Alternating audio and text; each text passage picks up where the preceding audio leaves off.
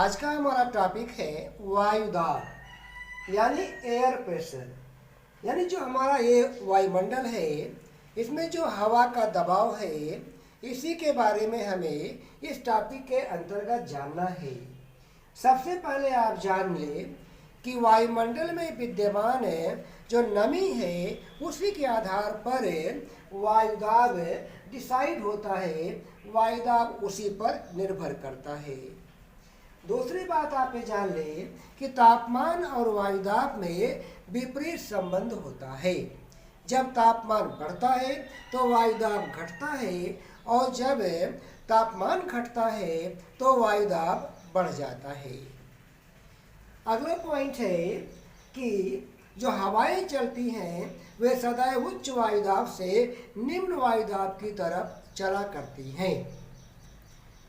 हमारा जो वायुमंडल का सबसे निचला मंडल है जिसे हम लोग क्षोभ मंडल कहते हैं, इसी में सर्वाधिक वायुदाब पाया जाता है, कई सर्वाधिक वायुभार पाया जाता है और इस क्षोभ मंडल में सर्वाधिक जो वायुदाब पाया जाता है वह समुद्र तल पर पाया जाता है जो 1013.25 मिलीबार होता है।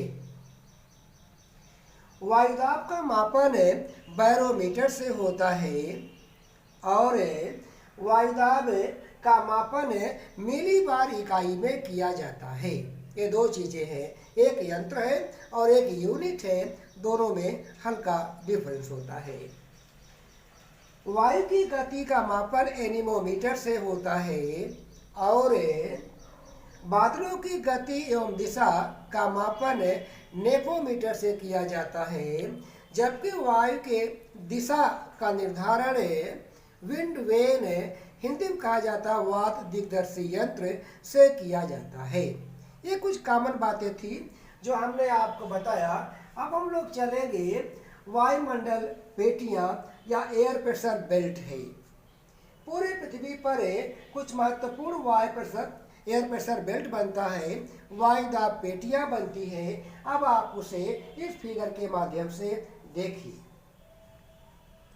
ये देखिए भूमध्य रेखा है और भूमध्य रेखा से दोनों गोलार्धों में 5 डिग्री अक्षांशों तक जो ये बेल्ट बन रहा है इसे कहा जाता है भूमध्य रेखीय निम्न वायुदाब की पेटी।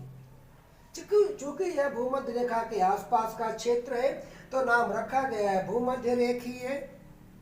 नेक्स्ट वर्ड दिया गया निम्न वायुदाब है। यहाँ पर पूरे साल भर निम्न वायुदाब होता है, इसीलिए नाम रखा गया है भूमध्य रेखीय निम्न वायुदाब की पेटी।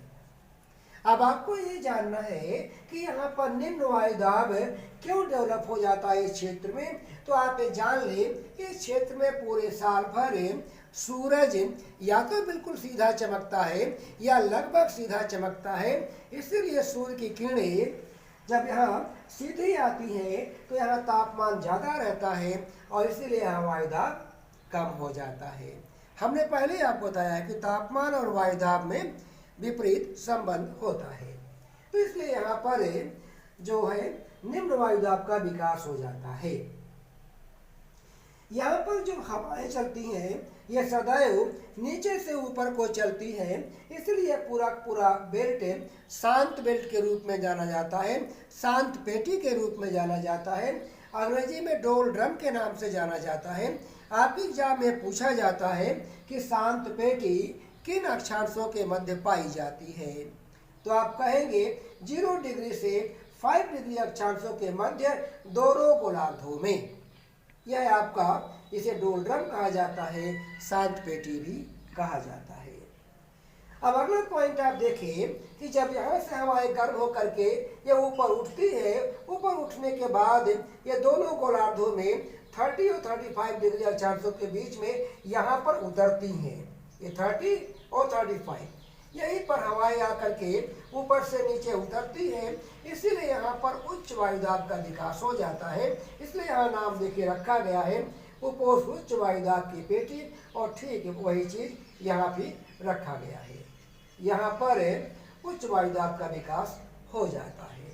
यहाँ पर एक पॉइंट आपको जानना चाहिए कि प्राचीन काल में जब व्यापारी अपने घोड़े से लदे हुए नौका को लेकर के इस बेल्ट में पहुंचते थे, तो यहाँ पर वायुदाब ज़्यादा होने के कारण उनकी नौका डूबने को होती थी। तब वे अपने कुछ घोड़ों को वहीं समुद्र में कुदा दिया करते थे, ताकि नौका का वजन कम हो जाए और नौका डूबने से बच जाए। इसीलिए इसे कहा जाता है अश्वक्षांश की पेटी।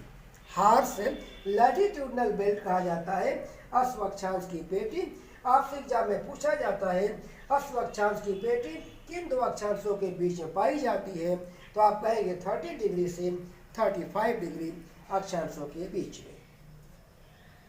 अब आगे बढ़ते हैं। आगे आप देखेंगे जो 60 डिग्री है और 65 डिग्री है, दोनों गोलार्धों में आप देख रहे हैं नाम इनका रखा गया है ऊपर ध्रुवीय निम्न वायुदाब की पेटी। ऊपर ध्रुवीय, चूंकि यह ध्रुव के लगभग करीब है, नाम रख दिया गया ऊपर ध्रुवीय, और यहाँ भी निम्न वायुदाब का विकास हो जाता है। ये चीज आप दोनों जगहों पर, दोनों गोलार्धों में देख सकते हैं। अब यहाँ देखना है कि यहाँ निम्न वायुदाब का विकास क्यों होता है, तो आप जान ले हमारी पृथ्वी अपने अक्ष पर एंटी क्लॉकवाइज रोटेट करती है, यानी घूर्णन करती है, जिससे यहाँ की जो वायु होती है ऊपर की तरफ उठती रहती है। इसीलिए यहाँ पर निम्न वायुदाब का विकास हो जाता है। और लास्ट में आपका आता है ध्रुवीय उच्च वायुदाब की पेटी। दोनों ध्रुवों पर आप देखिए ध्रुवीय उच्च वायुदाब की पेटी। चूंकि यह ध्रुवीय क्षेत्र है, यह भूमध्य रेखा से काफी दूर है और यहाँ पर टेम्परेचर बहुत कम होता है। यहाँ पूरा बर्फ की पूरी एक लेयर जमी हुई है। टेम्परेचर कम होने के नाते यहाँ पर उच्च वायुदाब का विकास हो जाता है, तो नाम रखा गया ध्रुवीय उच्च वायुदाब की पेटी। लास्ट में एक बात आपको और बता दें, यहाँ पर जितना भी आप वायुदाब पेटियां देख रहे हैं, यह सूर्य के उत्तरायण और दक्षिणायन होने के साथ ही साथ यह 10 डिग्री अक्षांशों तक उत्तर और दक्षिण यह पूरा बेल्ट खिसकता रहता है। तो इसी के साथ यह आपका यहाँ समाप्त हो जाता है। इसका पूरा का पूरा नोट हम आपको अगले वीडियो में प्रोवाइड कर देंगे। तो अगर आपको हमारा वीडियो पसंद आता है तो आप इसे लाइक करें, सब्सक्राइब करें और शेयर करें। Thank you.